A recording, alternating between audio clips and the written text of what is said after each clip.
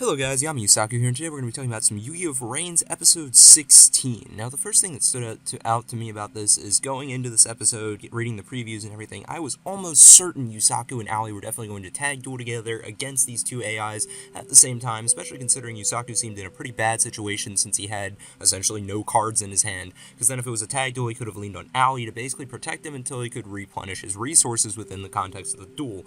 But that didn't end up happening, and a lot of people were saying that they didn't expect it to necessarily be a tag duel, and they were unfortunately absolutely correct. I say unfortunately just because that was one of the biggest things I was looking forward to in this episode. I think it could have been really, really brilliant to see the main character and the main female have a tag duel together, like I've stated on several occasions now. The only time we've really seen that happen is in GX at a point where it wasn't super relevant to the plot. So that is kind of my first of two complaints within this episode, in that I don't think it would have negatively impacted it at all to have had it be a tag duel in place of being a single duel, but, you know, some people I'm sure had the preference of them being two individual duels rather than a tag duel. But my second complaint is definitely going to be that the duel itself felt very fillerish to me. It doesn't seem like these AIs are very important right now. It seems like the whole Kitamura with the AI thing isn't relevant at the moment. Now, it's very, very possible, by all means, that ends up being a huge plot, element down the road, that Kitamura's developing his army of AI duelists to maybe take over, or something along those lines. At which rate, then, this duel doesn't feel quite as bad, because then it was kind of introducing all of Kitamura's motivations and his endgame with these things, and we get to see it progress as the show goes on. But if they don't do much with the AI duelists past this point, and they aren't playing a role in the story, then I am going to be rather frustrated, because I feel like the duel itself was kind of wasteful, and we could have just left it out and had Yusaku and Aoi just go straight into the databank, or something along those lines. Now, I guess it's also sort of relevant because it forced Aoi to want to go in there to bail out Playmaker, although to be fair, we don't really know exactly what Emma said to her either. She might have said, just go in and, tag along with him, or maybe she would have went in anyway, even if he didn't need the help in the duel, at which rate, any number of things could have happened. So just to me, I'm concerned that this was kind of our first filler type of duel within the show, because even that first duel that we had of Yusaku against just a generic Knight of Hanoi served to introduce a potential type of antagonist group to the show, and we got our first little taste of the Knights of Hanoi, what they stand for, and what Yusaku was fighting against them with, and everything else. So, I don't know. Hopefully they are introducing something that they're going to do stuff with later on. I'm not a big fan of the AI duelist thing right now, but that doesn't mean it couldn't get good, and then at least they wouldn't have wasted the duel itself. It was at least introducing something that they're going to get to a lot more later on. In regards to the duel itself, well, now that I'm talking about it in more detail, let me explain why it felt sort of fillerish to me. I mean, for one thing, even the monster Yusaku pulled from the Data Storm just doesn't seem to me like the type of card we're going to see him even, reuse frequently, the way he will with Decode Talker, Encode Talker, and Firewall Dragon. It was some kind of, Archfiend card, I think, or something like that, and I think Archfiend was in the name, but still, it just doesn't seem like it's anything more than, a generic monster, and that's kind of how this duel felt, is very generic. And then the enemies were playing Chain Burn, which, for all of you TCG players out there, a lot of you probably get flashbacks to very nightmarish duels against that. Those of you who are Chain Burn players, well, nothing against you. I mean, you're choosing to play a deck that's anti-meta and can perform well, and I don't blame you for that, but it doesn't make the matchup any less frustrating for someone who's going against it, especially when you can get OTK'd by it. So, just being a casual player of the TCG myself, that made it sit a little bit uneasy with me as well, because it's like, look, Yusaku, I know you're kind of frustrated right now. I know exactly how you feel. Playing against Chain Burn is just, it feels like there's not a lot you can do sometimes against their combos, and you're basically just helpless as you watch your life points get whittled away. And then there's that whole meme with Aoi and her Trickstars about plus 200 damage, 200 damage, 200 damage, 200 damage, and the duel between Aoi and the other AI duelist was basically Chain Burn versus Chain Burn, which was a whole nother story. I honestly found that kind of entertaining, at least on the bright side of this duel, was to watch, two of the most hated deck strategies, or one of the most hated deck strategies being used against itself here. So that was just kind of ironic to watch, and I thought the little dialogue Aoi and the AI had kind of back and forth about, well, I'm the master of using burn tactics to defeat my enemy. No, I am, was amusing to watch. That was probably the biggest highlight of this duel, but even that didn't stand out that much to me. Like I said, it just all felt very fillerish. I don't think it's, a lot of the events within the duel itself are super relevant. If, at most, I would say this is probably just introducing the AI duelists that once more hopefully lead to something later on. Sorry if I've been super critical of this episode so far, but it's just the main chunk of it was just kind of there for me. But once we get to about the last 3 or 4 minutes or so, it gets very, very interesting in my eyes. After we get through this little fillerish type of duel, we basically see Yusaku and Aoi both get through to the data bank, only when he arrives, Akira and Emma have already obtained what it is they're after, supposedly, and Akira's basically walks onto what is like a split in the ground that they're walking onto, letting Emma go off in the other direction on the same side as the databank, and then he's across this crack next to Playmaker. He's got a dual disk, and he basically says, "I've been waiting for you." Now, this raises all kinds of questions. The summaries we got a day or two ago seem to indicate that, yes, Akira was probably going to be the quote-unquote character standing in his way, and that definitely turned out to be the case. So the question we all then have to ask ourselves at this point is, whose side is Akira really on? Is he against Soul Tech? Did he discover something within Soul Tech that leads him to believe they aren't really bad guys, and that maybe, Yusaku doesn't have to be hunting after them or be angry with them, but rather just needs to eventually, come to terms with it or something? But at the same time, against that case, why would he then be blocking the information if it's something that would soothe Yusaku? Instead, it almost indicates to me the fact that he's protecting Yusaku from the information is that it's something that would very much anger Yusaku, and then it becomes, is it that he's shielding the information to hide it, like in a very malicious type of way, and he doesn't want Yusaku to know because he's fearful of what Yusaku may do, or is he doing it because he's trying to protect Yusaku? He's worried that Yusaku is going to do something that's reckless and might lead to his own harm. After all, Akira did witness Playmaker save his sister for him, and I don't really read Akira at this point as the type of character who would seek kind of that malicious end. I'm leaning more on the side that in some way, shape, or form, whatever he's doing is to protect Playmaker and definitely, at the very least, not necessarily harm him.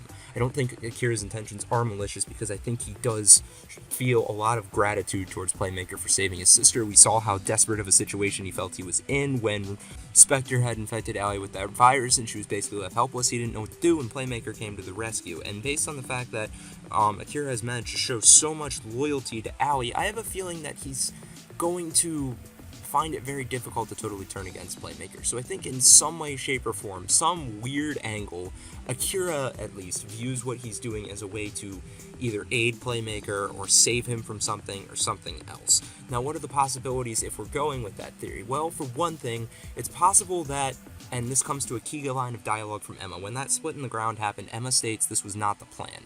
Part of me wonders if basically what Emma was going to do is she seems to feel some loose level of attachment to Akira, so maybe she was working with him to get the information from 10 years ago, maybe they were going to use that as leverage to get Akira's position back, and then she could keep working with Akira and use the fact that he now has power and money again on a much higher level to her advantage to keep getting good employment, while also working with someone that she does seem to not mind working with at all, and at least kind of like it.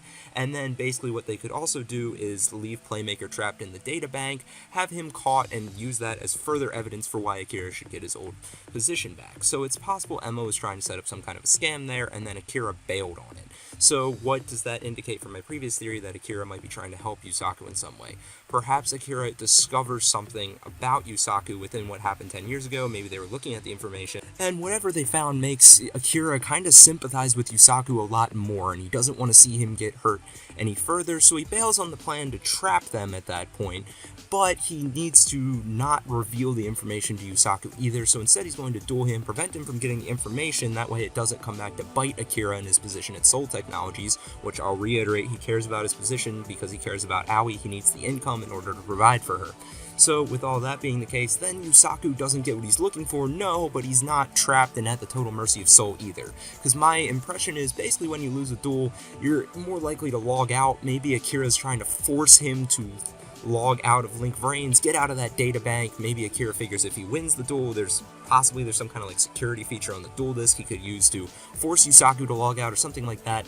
So I think that's a possible outcome, is that he's trying to protect Yusaku by beating him in a duel, get him out of there, but also not leave himself at risk as a result. Another possibility is Akira taking on sort of a similar older brother type of complex, so to speak, a stereotypical older brother, I should say, not necessarily a reality older brother type of thing, where he's trying to protect Yusaku from something tragic that he found within that information. If he and Emma were looking at it, and they find something that would just absolutely shatter Yusaku and leave him totally devastated. Maybe he doesn't want him to find out, so he doesn't deal with the pain. This is a common plot line in a lot of stories. I mean, if you watch the show Arrow, for example, which is one of the DC shows on TV, then one of the biggest plot elements is that Oliver, who's the Green Arrow, is constantly keeping information from his friends to protect them, and then that's part of his character development thing. Maybe Akira just doing something similar and he seeks to protect Yusaku. Next up on our list of possibilities, and this is more so if you side along with Akira isn't playing some kind of angle to aid Yusaku, maybe he just feels that as a employee of Soul Technologies who is present there, it is his responsibility,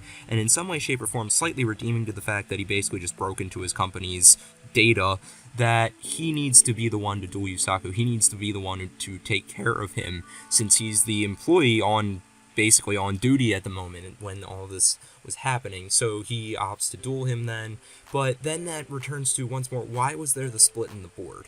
That's why, above everything else, part of me's thinking Emma's plan was for them to bail and basically leave Yusaku trapped, hence the split, and then Yusaku doesn't get the information they do. Emma can use that for all kinds of leverage and everything else, and then Akira bailed on that plan. But anything I pointed out as a possibility, and there are numerous other ones, so be sure to comment on that in the comment section down below. What are you guys thinking Akira is doing here? Is he playing an angle, or is he being straightforward and he's just trying to do his duty to his company? After all, he does need to provide for Aoi, and she does seem to be his number one priority above everything else. I'd be willing to bet Akira will do just about anything for her at this point. And while we're on the subject of Aoi, why don't we go and discuss why exactly did Emma want her to come here? I mean, she talked about redemption and stuff, but part of the problem is Aoi's redemption, so to speak, I would think if she wants it, would need to be in the public eye, given how a lot of her power and leverage and importance in Link Vrains comes from the fact that everybody seems to love her, but yet the duels taking place here and everything taking place within this area are basically not for public viewing. We don't see anything getting broadcast, we don't have our Frog and Bird to broadcast, and everything's very private and low-key, so if she wants to manage to make a comeback in the public eye, wouldn't she need to do that elsewhere? Part of me's thinking maybe Emma was just saying, look, Playmaker's gonna need your help. If you want to repay your debt, show up and do it. It's also possible Emma was after something much greater. Maybe she was trying to send Aoi in there, that way Aoi would get her chance to prove to Akira that she can stand on her own. After all, Emma does seem to have taken a little bit of a liking to Aoi, and she does seem to look after her to some extent, as much as someone like Emma at this point can at least. Now, Aoi's presence played as a very interesting role in my previous theory that I'm leaning towards about Emma initially wanting to leave Playmaker trapped there, because it raises another reason that she might want him trapped there. If he's trapped there, Aoi would be trapped there too, considering she was on the same side of that platform, or at least as much trapped there as he is at the time, at which rate then she would get her chance to duel him. Keep in mind, Playmaker doesn't duel people easily. He basically duels people who he has to duel along the way up for his crusade, or people who he needs to duel to save others, or have something to do with the AI or gaining his pass. Right now, Aoi is none of those, but if he's trapped in this space for some reason, and she is as well, then this would be her chance for redemption. She could try and beat Playmaker, because she does constantly reiterate within this duel that I'm going to be the one to defeat Playmaker. So in that sense, it can add to my theory. Now, in the way that Aoi's presence worked against my theory, it's also kind of like, if it wasn't to set up Aoi to duel Playmaker, then why would Emma want Aoi trapped there? Soul Tech doesn't seem to be after Aoi necessarily at all. They don't seem to like the fact that she's, present within the data area, and the chess pieces did seem kind of upset when it turned out that Aoi was Blue Angel, but I don't think they're necessarily looking for her in the same way they're looking for Yusaku. They're looking for Yusaku because he has the AI, and he seems to be gaining more and more leverage over other people. I think they fear what he is capable of because he's such a powerful presence within Vrains. I would say Aoi's presence kinda adds more to my theory, but once more, it's just a theory, and none of this is anything past speculation. And this then brings us to my last talking point for the episode, which is basically, what are Akira and Emma going to do with the data? Because it seemed to me that Emma was holding some kind of like a hovering data piece. It most likely had the stuff about 10 years ago. Now, knowing Emma, it wouldn't surprise me if she tries to sell it to a major news station or something along those lines, or maybe even tries to sell it to Yusaku or use it as leverage over him, given she's seen how powerful it is. Then she can basically use him as some sort of a puppet. But Akira's also in on the plan, so one would assume he probably has some say in what's going on there. If Akira has some say in what's going on there, what is he plan to do with the information. Maybe he wants to leak it to the public. Maybe that's why he's stopping Yusaku from getting there. He's saying, look, I need to try and get you to escape right now so you don't get into trouble. All this information is going to be public information very soon. Or maybe he plans to take it away because he feels he can keep it safer and it's dangerous for people to know. There are all kinds of possibilities in any direction this episode leads for everything. And once more, as I've said many times, that's one of the things I love about Vrains, is it seems like it can go any direction at any point. So that about wraps up my thoughts on this episode, guys. Be sure to let me know all of your ideas, all your theories, and everything else in the comments section down below. If you enjoyed the video, be sure to like and subscribe. And if not, constructive criticism is always welcome. And as always, have an excellent day.